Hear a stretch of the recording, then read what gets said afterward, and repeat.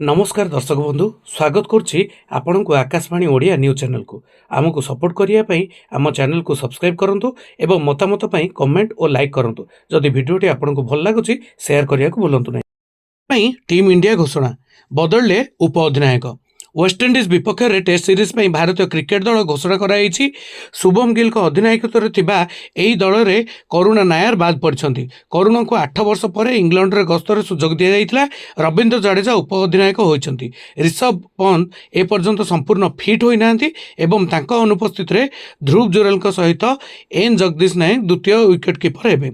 जसप्रीत बुमराह को test series विश्राम दिया आशा थिला किंतु तांको चयन करा जायछि। टीम इंडिया वर्तमान एशिया कप 2025 खेलुछि जेउठारे शुभम गिल उप अधिनायक भाव में खेलुछंती। एही टूर्नामेंट रे भारत फाइनल रे निजर स्थान सुरक्षित करछि। टूर्नामेंट रो फाइनल सेप्टेम्बर 28 तारिख रे दुबई रे अनुष्ठित हेबो। यापर खेलाड़ी माने भारत फेरी आसिबे। यापर वेस्टइंडिज विपक्ष रे टेस्ट सीरीज अक्टोबर 2 रे आरंभ हेबो।